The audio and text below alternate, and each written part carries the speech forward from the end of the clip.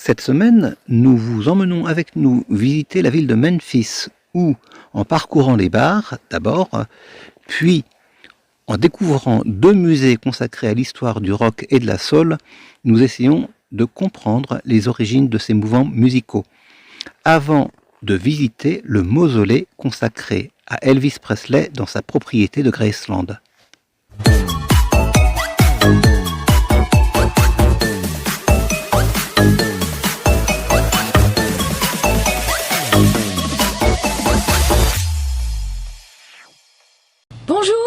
Bonjour, alors on entame enfin cette étape musicale qui nous mène vers l'Est.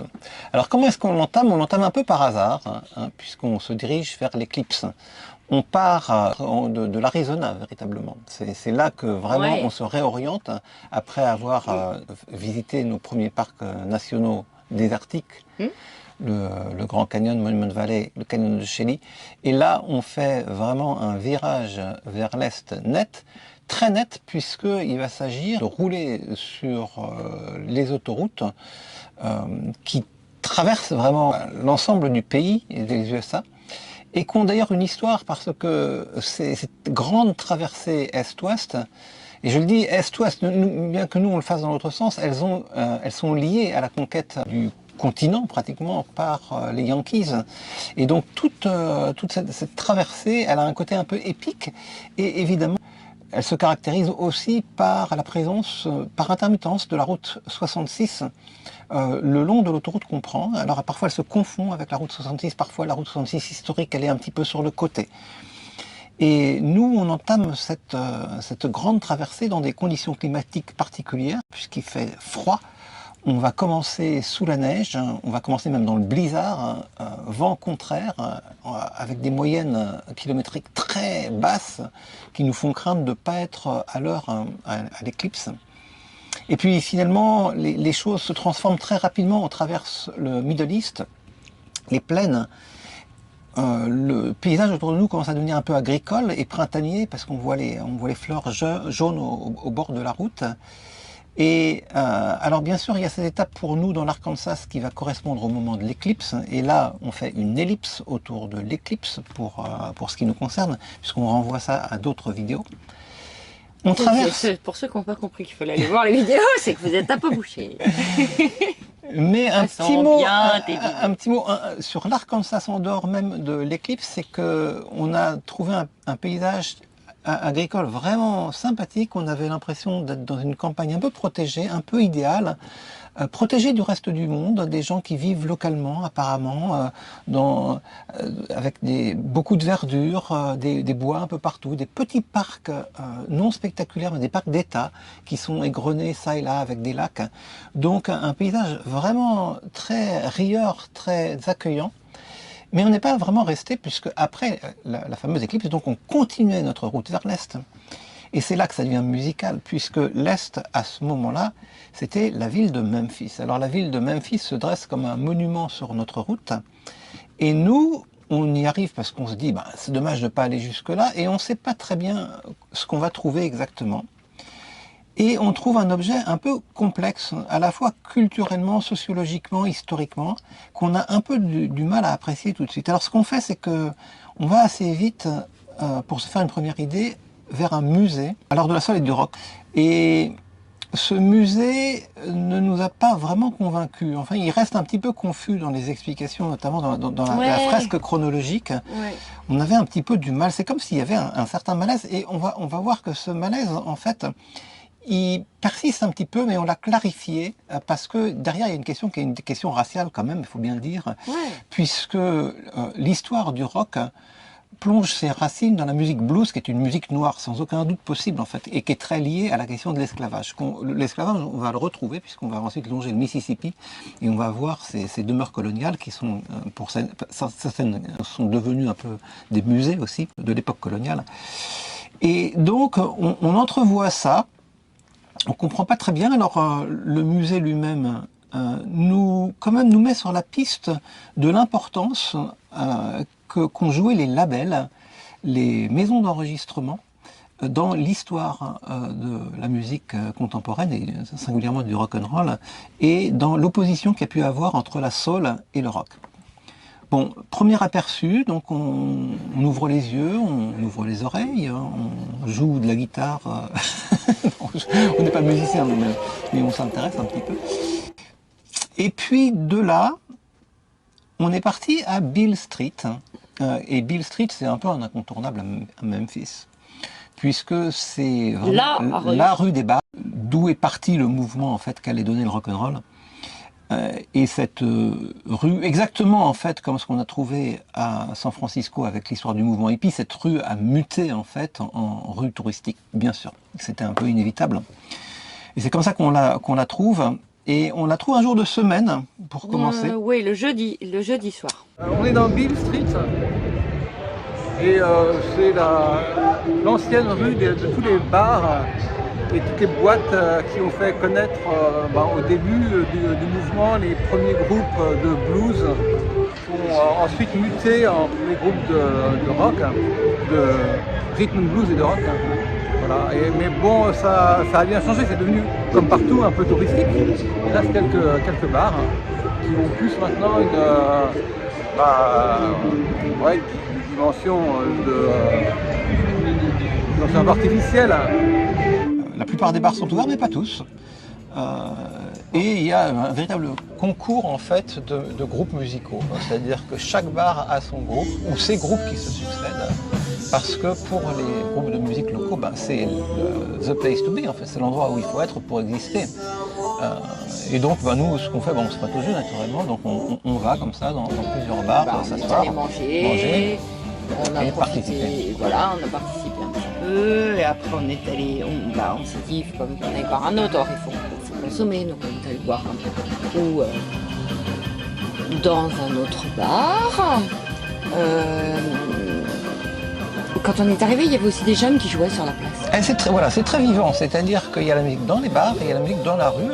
N'importe qui peut s'improviser musicien, taper sur, on a vu ça, taper sur des seaux en plastique avec des baguettes, les donner aux passants qui sont là. C'est vraiment, non mais il y a un côté vraiment profusion de vie et de joie quand même. Oui. C'est resté, malgré la situation sociale globale de la ville de Memphis, qui n'est pas forcément très réjouissante. Beale Street est un lieu qui est à la fois un lieu touristique, mais quand même un lieu aussi d'expression toujours vivante de la musique. Le groupe musical qu'on a vu de soul, avec les jeunes noirs, il était plein de vie. Donc c'était intéressant à voir, même si ça ne nous donnait pas toutes les clés. On sent quand même que la musique est au cœur des préoccupations, quelle que soit la couleur de peau. Et il y a ce mélange noir-blanc qu'on retrouve dans certains groupes de musique, et ça fonctionne parce que en fait la musique c'est un lieu où pas forcément le métissage, mais la juxtaposition et la créativité qui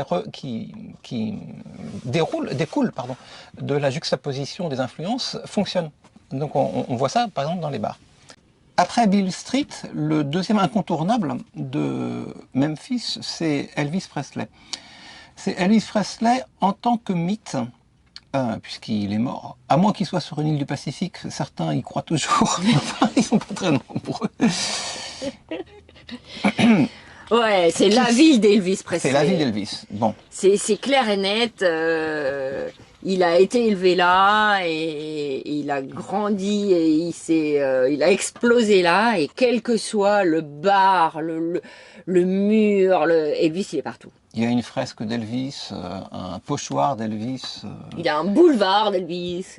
Voilà, et donc ce qui reste d'Elvis, évidemment, c'est sa demeure, donc, qui s'appelle Graceland. Et bon, moi je ne savais pas, ça se visite. Non seulement ça se visite, mais c'est un des lieux qu'on visite le plus aux États-Unis. C'est la deuxième résidence personnelle qui est visitée après la Maison Blanche. Et ça se comprend, enfin c'est fait à l'américaine. Donc là, on va vous emmener pour la visite de Graceland. Aujourd'hui, nous allons faire une attraction excessivement touristique. Je vous entends déjà, ça y est, commence à fléchir, pas du tout. Mais aujourd'hui, c'est une grande journée. Nous sommes à Memphis, le royaume du King, et nous allons visiter son domaine. Là, à Graceland, là où il a vécu toute sa vie, où il est mort et où il est d'ailleurs enterré. Alors, pour donner peut-être une description un petit peu objective de ce qu'est Graceland, au départ, c'est la demeure d'Elvis Presley, donc c'est un petit manoir qui a eu des agrandissements sur les bords, donc il est devenu un petit peu plus grand, mais ça reste une demeure presque à taille familiale, et le terrain avoisinant qui était au départ un espace un peu agricole, donc où Elvis avait des chevaux, par exemple, faisait du quad, ce genre de choses.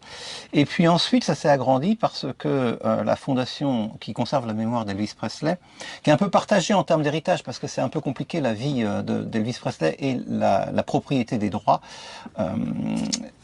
Cette fondation a racheté un immense espace de l'autre côté du boulevard. Donc concrètement, le boulevard sépare le manoir d'un côté de l'ensemble qu'on visite principalement de l'autre, qui est devenu une sorte de musée.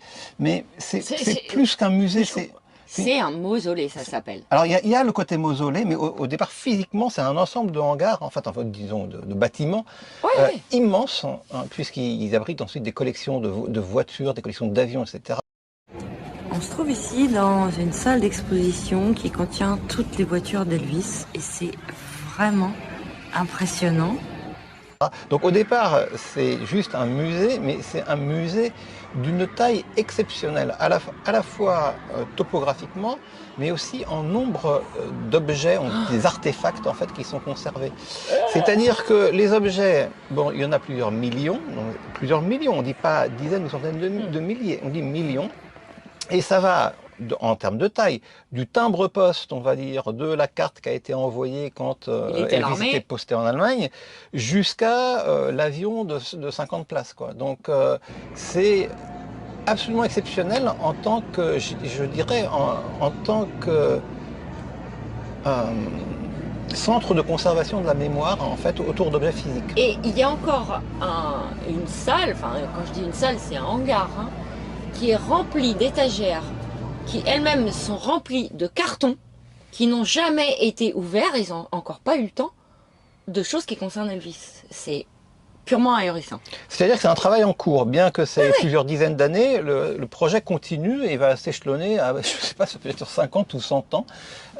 Et alors, qu'est-ce qui est au centre du musée, en fait? De quoi le musée est-il la conservation?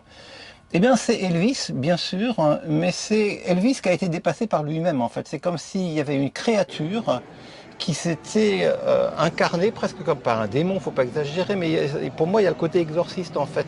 Elvis est devenu plus que lui, volontairement ou non, c'est difficile à dire, bien sûr. À mon avis, c'est pas volontaire, il est mortellement jeune. Son impresario, le colonel Parker, était là, a joué un rôle. Ses amis, qui étaient plus ou moins bien intentionnés, sa famille, qui était très importante pour lui, pour sa famille ascendante. Sa famille descendante, ben, ça n'a pas forcément très bien marché, puisqu'il a subi un divorce, il a eu une fille unique, qui a elle-même une vie assez dramatique.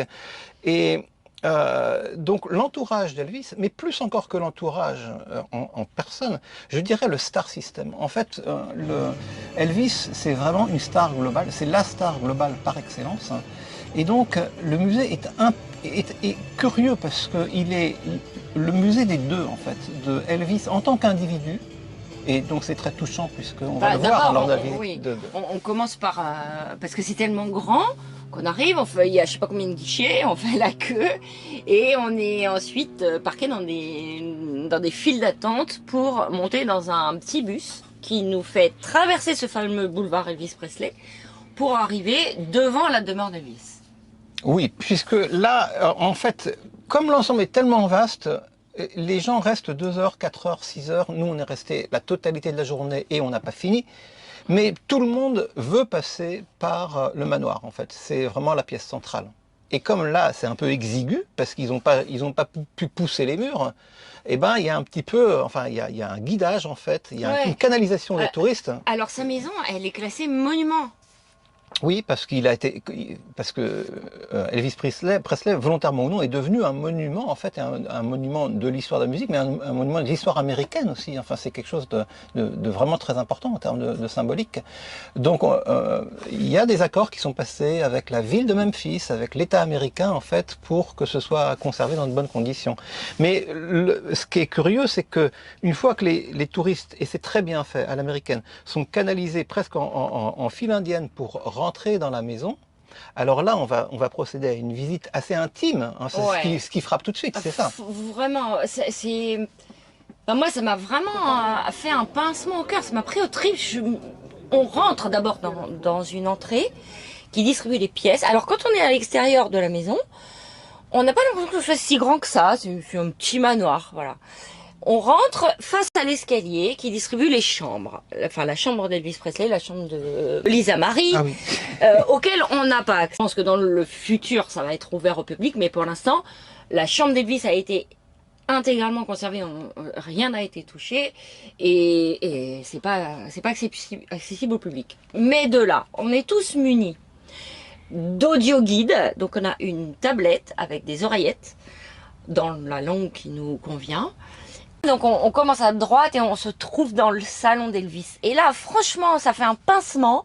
Enfin, là, j'en ai la chair de poule. Il y a la cheminée, il y a le piano, il y a le canapé. Et on se dit, waouh, on est chez Elvis Presley. Ce monument, quoi. Tout à fait. Hein. Et ça continue sur l'ensemble du manoir. Et après, qui voilà, se visite. on voit la salle à manger, puis la cuisine, puis on descend dans la salle de télévision. Parce que Elvis Presley voulait être au courant d'absolument tout ce qui se passait. Et c'était le début de la télévision, 1960. Donc, et il y a des écrans partout. Puis on va dans ce qu'on appelle la Jungle Room, où là, il recevait tous ses copains. Alors, il y a quand même quelque chose qui nous a frappé, enfin, moi qui m'a frappé dans cette maison, c'est qu'elle est sombre. À l'exception du salon d'entrée, qui est lui Qui est tout blanc. Mais les autres pièces sont très sombres. Alors, je comprends pas pourquoi, mais...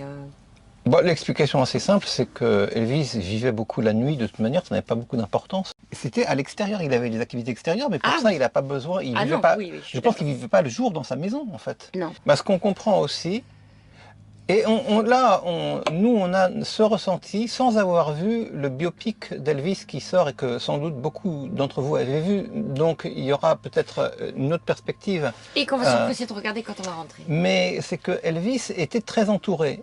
Bien entouré, ça serait une autre question. Mais très entouré. Il n'était jamais seul, en fait. Hein. Et il était le roi de son manoir, bien sûr. Hein. Mais il y avait du monde partout. Il y avait des cousins, il y avait des amis. Enfin, et pour la moindre de ses activités, il était entouré. Et il a donc eu une vie qui était assez brève et phénoménale. Hein.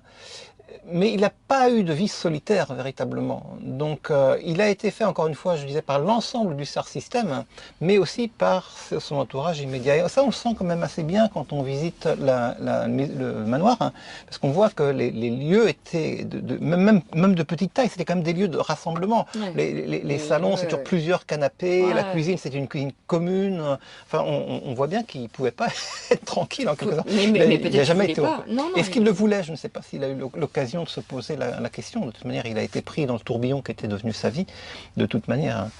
Voilà, donc... Et puis à l'extérieur, on sort de la maison pour atteindre son bureau, qui était aussi le bureau de son père, puisque une fois... Enfin, ils ont travaillé un peu ensemble, mais brièvement, finalement. Et ensuite, Vernon, il a continué de s'occuper des affaires d'Elvis pendant un moment. Il y a une salle de tir privée, et on atteint une autre partie où là, il y a tous ses souvenirs. Il y a tous ses disques d'or, il y a toute son histoire familiale.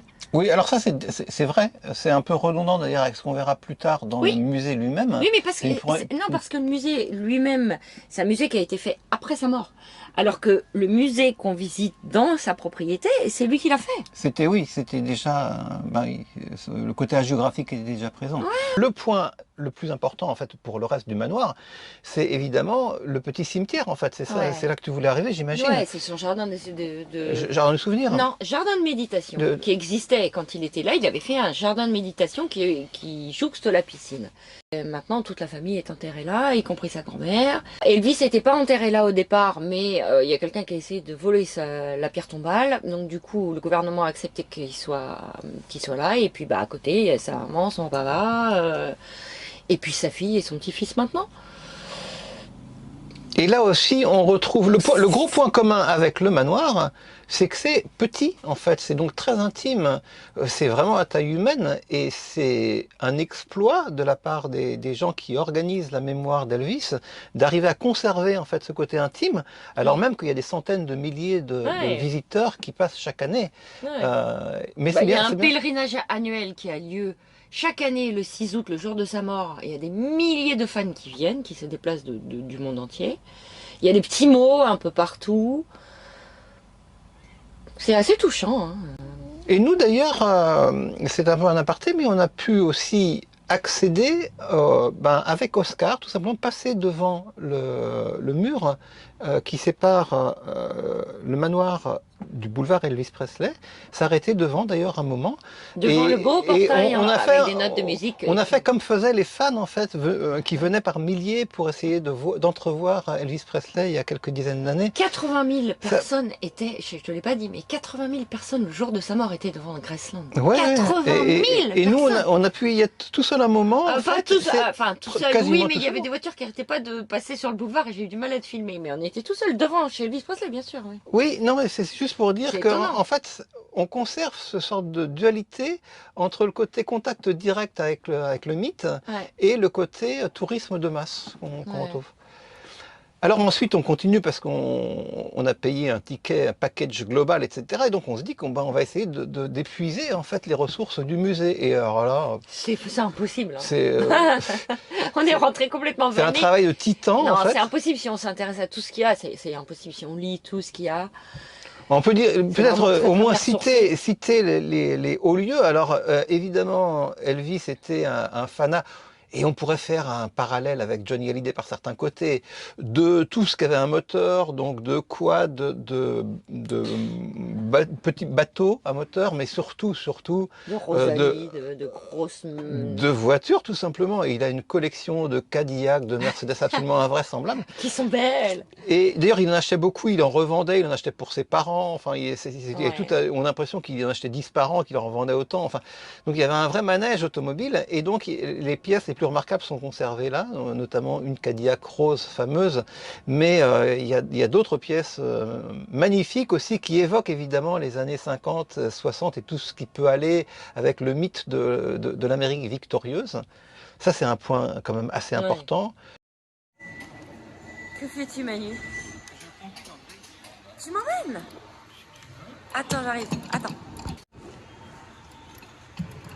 Allez, ah bah là on est sur le boulevard. On se reconnaît bien maintenant. Attention, on a passé le portail. Mais là, c'est pas normal, hein. Tu conduis dans le gazon. Rattrape la route. Rattrape la route, là.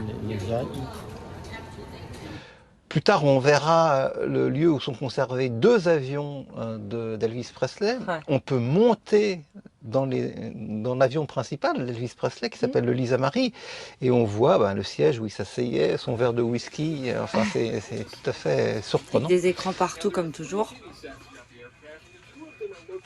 Et puis ensuite, eh bien, à l'intérieur du musée, on a 1 million de pièces de toute nature. Et il y a un point qui, moi, m'intéresse en termes d'analyse, c'est que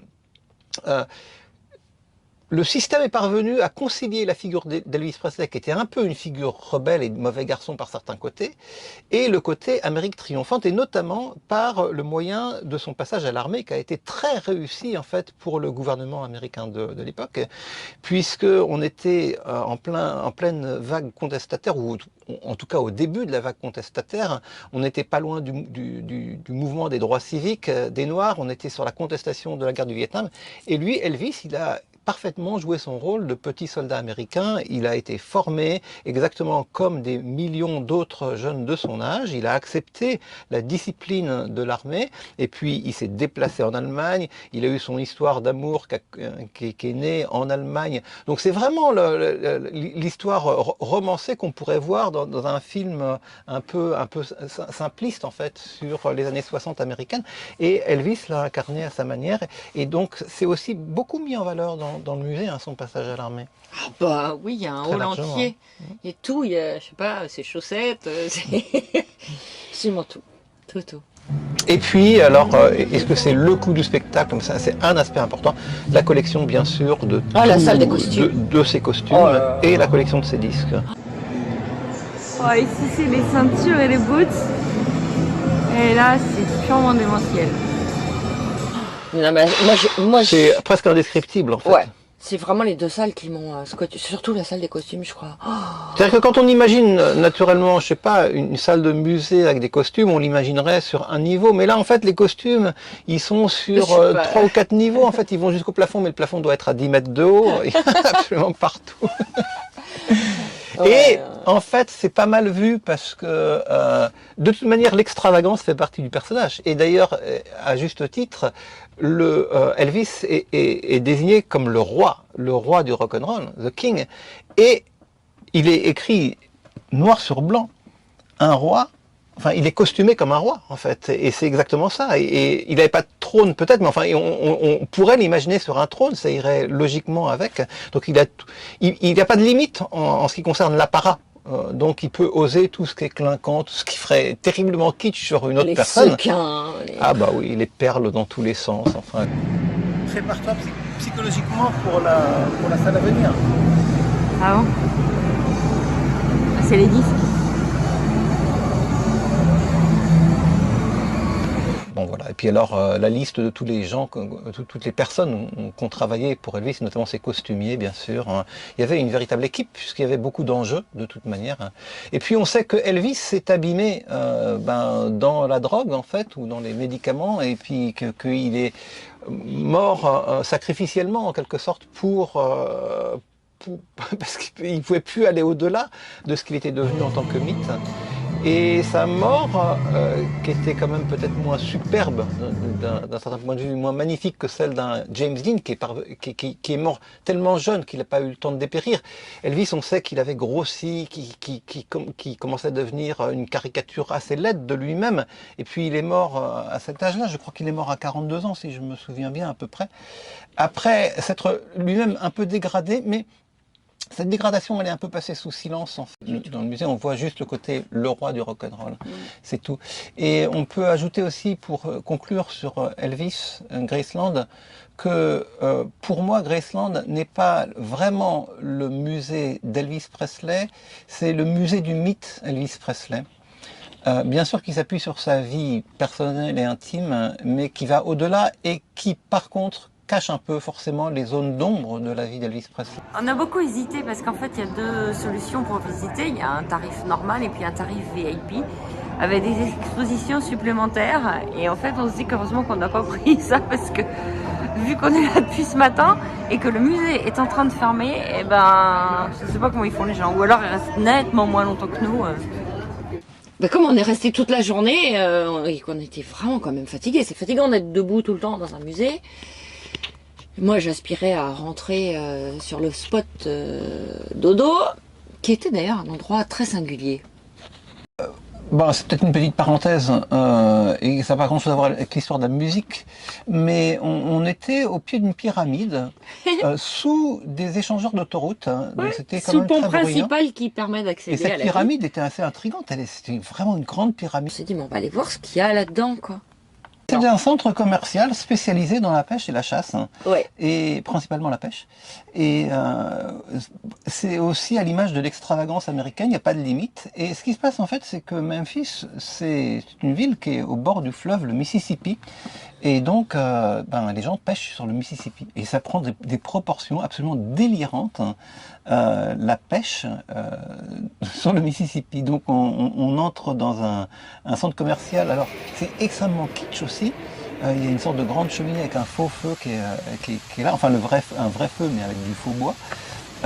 Et puis on est entouré de trophées empaillés de taille immense. Bah, de taille réelle. Et en toute simplicité, sous la pyramide, il y a une sorte de fleuve artificiel qui coule. Avec des alligators, Ouais, des poissons, enfin, des canards. absolument démentiel.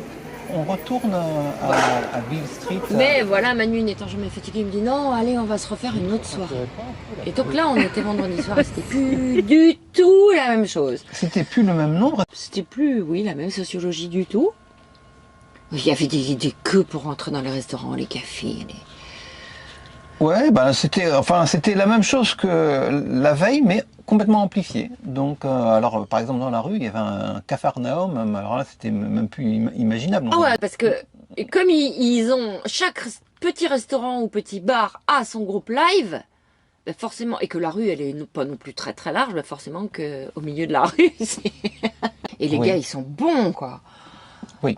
Enfin, honnêtement, si on ferme les yeux, on peut pas savoir si c'est le vrai artiste qui joue ou si c'est... Ah ouais, non, non, il y a une bonne qualité moyenne. Il y a une bonne qualité.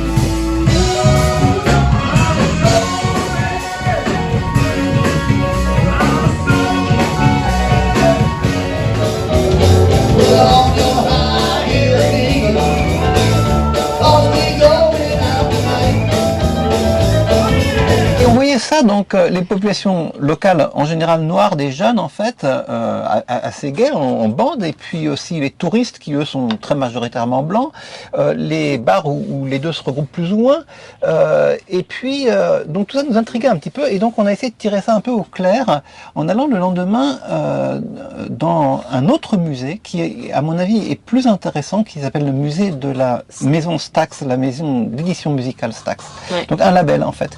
Et là on a mieux compris en fait l'histoire. Alors pour essayer de simplifier, le blues est une musique noire qui vient directement, ça c'est indiscutable, des esclaves noirs qui travaillaient dans les champs.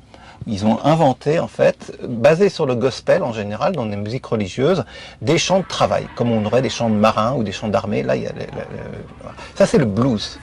Et ce blues, il se perpétue, et en principe, en particulier dans les milieux noirs, mais aussi dans les milieux blancs pauvres du sud-américain, après que les Yankees ont gagné la guerre de sécession.